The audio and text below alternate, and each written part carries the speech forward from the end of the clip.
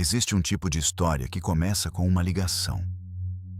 Uma chamada feita de madrugada, ou de manhã cedo, ou no meio de uma tarde qualquer. Uma voz do outro lado da linha descrevendo algo que aconteceu. E do outro lado, alguém tentando entender o que está ouvindo. No dia 18 de fevereiro de 2025, essa ligação foi feita às 7h57 da manhã. A chamada foi direcionada ao Centro de Operações da Polícia Militar de São Paulo. Do outro lado da linha estava um homem. Ele se identificou. Era o Tenente-Coronel Geraldo Leite Rosa Neto, 53 anos. E o que ele comunicou às autoridades naquele momento foi o seguinte: sua esposa havia atirado contra a própria cabeça. As equipes de socorro foram despachadas para um apartamento no bairro do Brás, região central da capital paulista. Quando chegaram, encontraram uma mulher caída, com um ferimento grave na cabeça, segurando uma arma na mão. Ela ainda estava viva. Seria transportada em estado gravíssimo por um helicóptero Águia da Polícia Militar para o Hospital das Clínicas. Sua morte seria confirmada às 12h04 daquele mesmo dia. Ela se chamava Gisele Alves Santana. Tinha 32 anos. Era cabo da Polícia Militar do Estado de São Paulo. Tinha uma filha de 7 anos. E tinha planos para o futuro que nunca chegaram a se concretizar. O registro inicial foi o de suicídio, uma versão apresentada por um único homem, sobre o que teria acontecido dentro de um apartamento onde ele era a única outra pessoa presente. Mas existe uma pergunta que toda investigação séria precisa fazer antes de aceitar qualquer versão. O que os fatos dizem quando ninguém está contando uma história? Se você quer saber o que os fatos disseram neste caso, continue assistindo, porque o que a perícia encontrou nas semanas seguintes transformou completamente a direção desta investigação. Para compreender o que aconteceu naquele apartamento no dia 18 de fevereiro, é preciso recuar no tempo. Não semanas, anos. Gisele Alves Santana cresceu com um sonho claro: ter independência financeira, ter o próprio dinheiro, construir uma vida nos próprios termos. Amigas que a conheciam descreviam uma mulher centrada e determinada, que havia entrado para a Polícia Militar exatamente porque queria isso. Uma carreira, uma renda, um caminho que fosse dela. Dentro da corporação, ela conheceu Geraldo Leite Rosa Neto. Ele era tenente-coronel. Havia mais de 2 décadas de diferença entre os dois. E o que começou como um relacionamento dentro da mesma instituição foi se transformando, com o tempo, em algo muito diferente do que aqueles primeiros momentos sugeriam. O que familiares, amigos e colegas de trabalho relataram posteriormente às autoridades compõe um retrato perturbador. Não de um casal com dificuldades comuns, mas de uma dinâmica de controle que foi sendo instalada de forma gradual e sistemática. Geraldo determinava o que Gisele podia ou não usar no próprio corpo. Proibia batom, proibia salto alto, proibia perfume. Monitorava suas redes sociais e exigia acesso direto às senhas de todas as contas. Determinava como ela deveria se apresentar na internet. A biografia dos perfis precisava trazer a palavra casados, e era proibida qualquer foto em que Gisele aparecesse sozinha. Exigia que ela não usasse roupas coladas, que não cumprimentasse outros homens com abraço ou beijo no rosto, e usava o ambiente de trabalho como mais um espaço de vigilância. Colegas relataram que o tenente-coronel aparecia de forma inesperada no quartel-general, que a presença dele deixava Gisele visivelmente abalada. que em uma ocasião, durante uma discussão em um corredor, ele chegou a colocar as mãos no pescoço dela. Havia também as cobranças dentro de casa. Segundo as mensagens recuperadas durante o inquérito, Geraldo reclamava que Gisele não cumpria as tarefas domésticas com o rigor que ele exigia. Reclamava que ela dedicava tempo demais à filha, em vez de se concentrar nele. E, em uma das mensagens que se tornariam centrais para a investigação, afirmou que sustentava a casa, mas não recebia, nas próprias palavras dele, respeito, obediência, carinho, atenção e, muito menos, sexo. A resposta de Gisele foi direta. Ela disse que não ia trocar sexo por moradia, que não seria comprada com dinheiro e que queria se separar.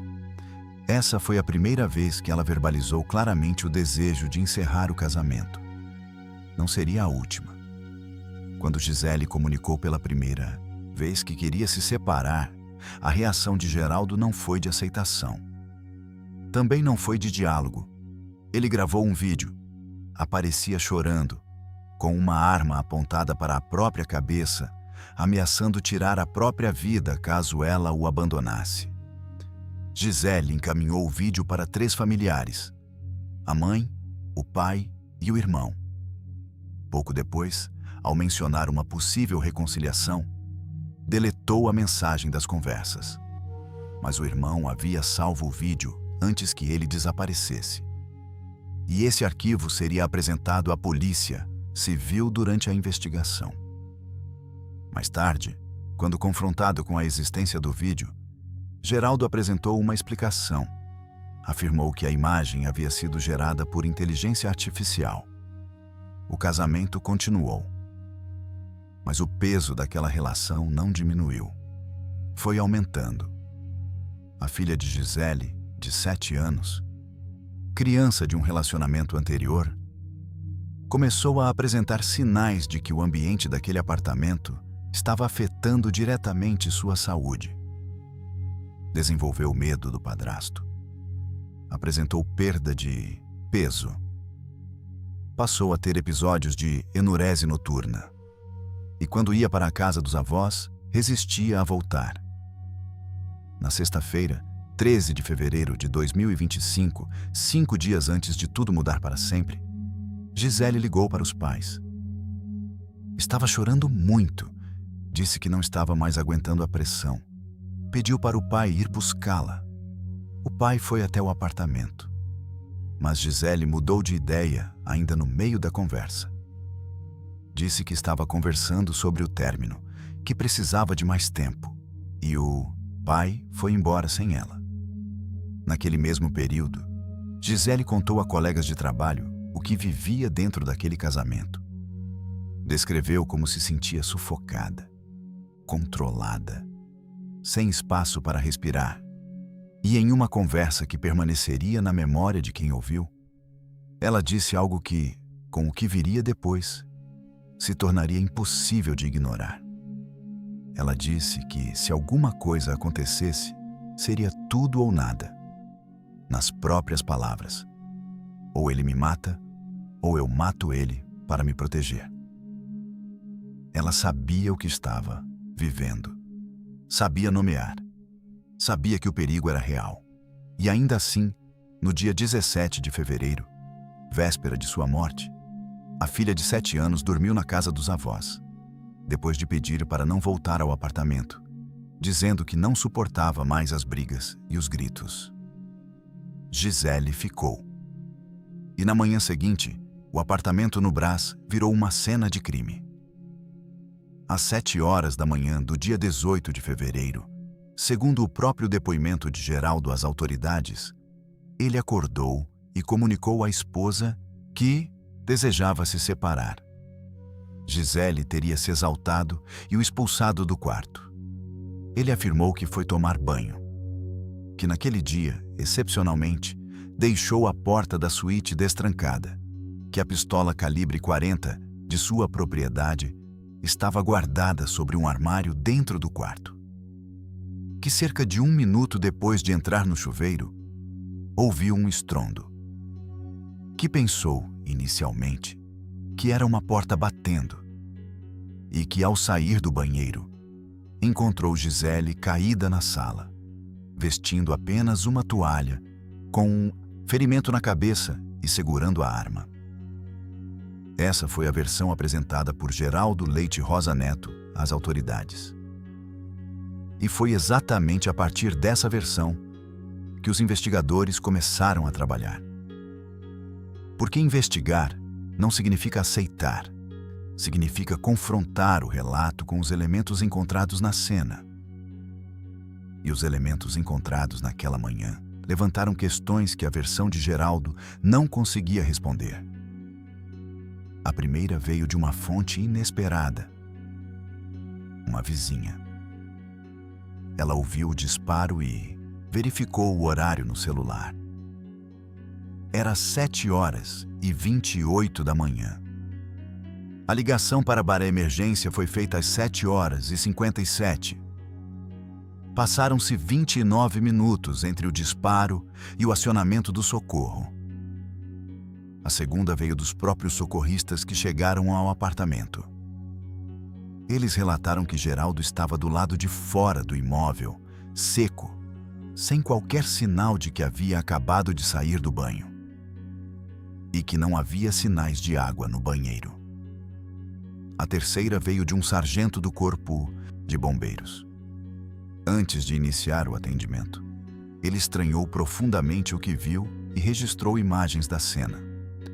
A arma estava na mão de Gisele, bem empunhada, com o dedo fora do gatilho, sem nenhum sinal de espasmo ou rigidez que seria esperado naquelas circunstâncias. Era, segundo o relato dele, muito fácil de retirar, como se tivesse sido posicionada ali depois. E o cartucho do disparo não estava em lugar algum. Enquanto os socorristas trabalhavam para tentar salvar Gisele, Geraldo fez uma ligação, não para a família dela, para um amigo pessoal, o desembargador Marco Antônio Pinheiro Machado Kogan, do Tribunal de Justiça de São Paulo. O desembargador chegou ao apartamento. Os dois entraram juntos. Permaneceram cerca de 20 minutos dentro do imóvel. E então Geraldo trocou de roupa. Com esse gesto, destruiu qualquer possibilidade de realização do exame residuográfico em suas mãos, que poderia indicar se ele havia ou não efetuado um disparo naquela manhã. Um policial militar, presente na ocorrência, relataria em depoimento que havia orientado Geraldo a não tomar banho, e que ele respondeu dizendo que iria tomar, porque passaria muito tempo na polícia judiciária. No final daquela tarde, às 17h48, uma testemunha do condomínio registrou a chegada de 3 policiais militares femininas ao apartamento.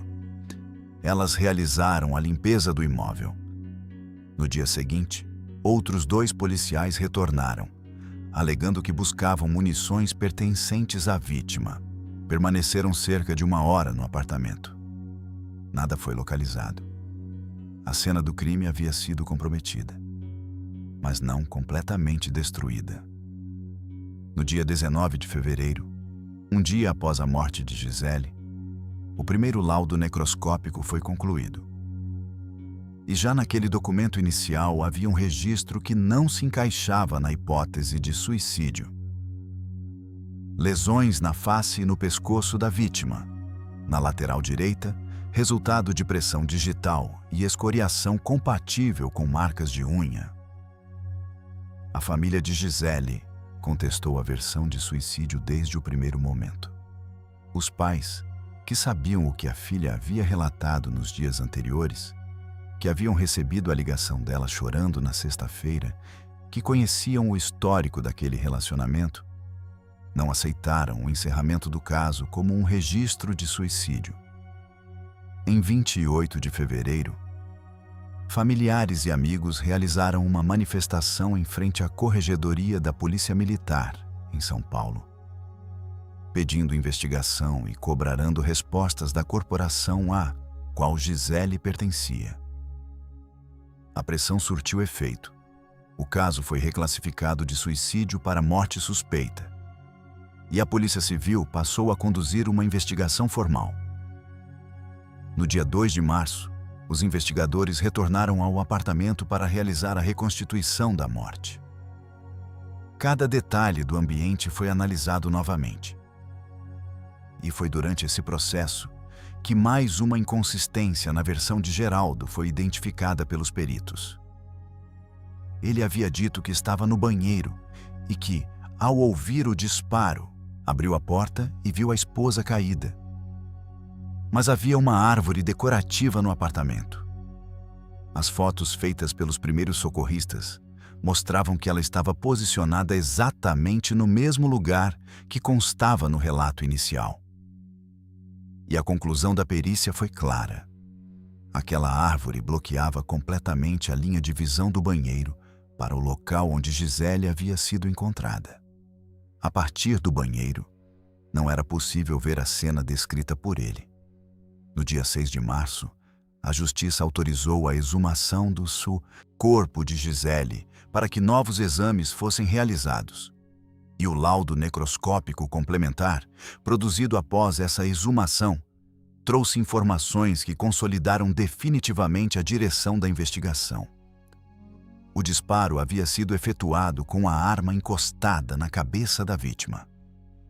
O orifício de entrada foi identificado na região frontal parietal direita, próxima à têmpora.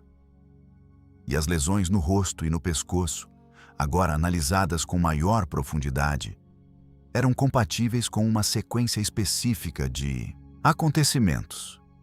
Uma abordagem por trás, uma imobilização forçada, uma tentativa de Gisele de se desvencilhar do ataque e um disparo efetuado enquanto ela ainda lutava.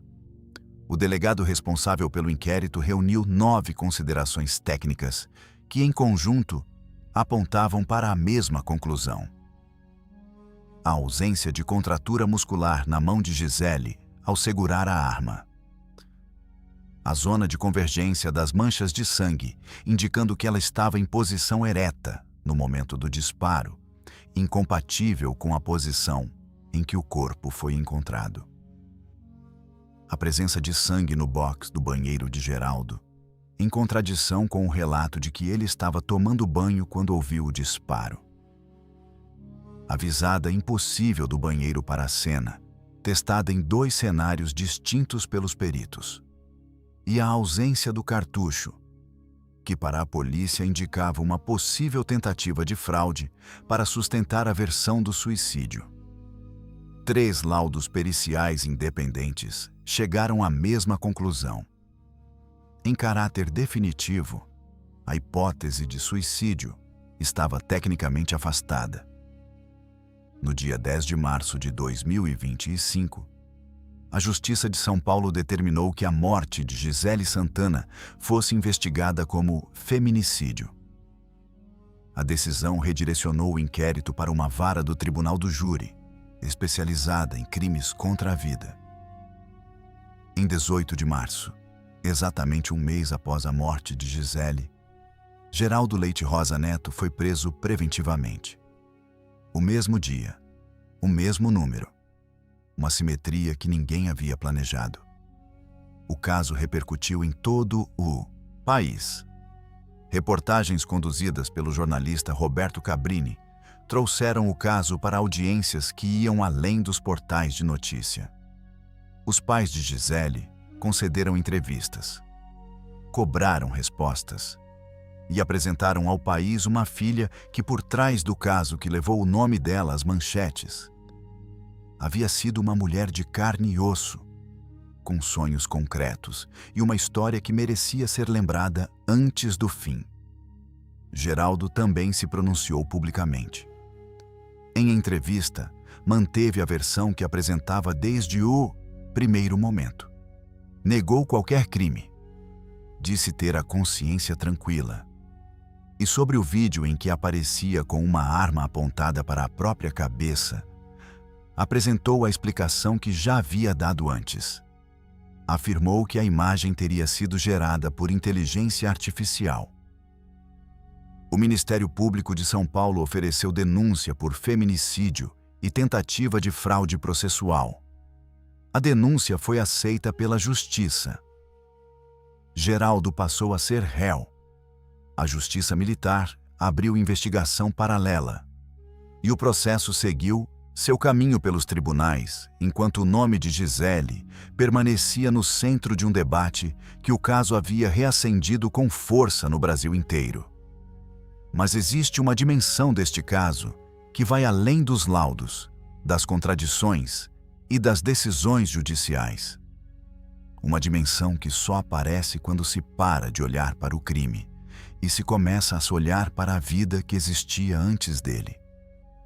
Gisele era a mulher que havia entrado para a polícia militar porque queria ser independente, que tinha o próprio dinheiro como símbolo de liberdade, que estava aguardando um novo cargo com remuneração maior que mudaria sua condição financeira, que havia pedido o divórcio formalmente, que havia pedido ao pai para buscá-la, que havia dito a colegas que não suportava mais aquela vida. Ela estava saindo, passo a passo, com todos os obstáculos que esse tipo de saída impõe. Ela estava construindo um caminho para fora. A filha de 7 anos crescerá sem a mãe. Os pais de Gisele viverão com uma ausência que nenhuma sentença judicial é capaz de preencher. E o apartamento no Brás, onde tudo aconteceu naquela manhã de fevereiro, ficará para sempre associado ao nome de uma mulher que merecia uma história diferente. O caso de Gisele Santana é lembrado não apenas pelo que os laudos revelaram. É lembrado porque Gisele avisou, porque as pessoas ao redor dela sabiam, porque existiam sinais, palavras, pedidos de socorro explícitos, um vídeo, uma ligação em choro numa sexta-feira. E ainda assim, na manhã de uma terça-feira, ela ficou sozinha com o perigo dentro de um apartamento e não saiu viva. A pergunta que fica não é sobre a investigação. A investigação respondeu o que tinha que responder. A pergunta que fica é anterior a tudo isso. O que precisa mudar para que a próxima mulher que liga chorando para o pai numa sexta-feira não precise de um laudo pericial para ser acreditada? Essa pergunta não tem resposta fácil, mas precisa continuar sendo feita. Obrigado por acompanhar este episódio do Arquivo Criminal. Se esta história trouxe alguma reflexão, deixe nos comentários. Se você conhece alguém que pode estar vivendo uma situação parecida com a de Gisele, compartilhe este vídeo. E se você acredita que histórias como essa precisam ser contadas com respeito e profundidade, inscreva-se no canal.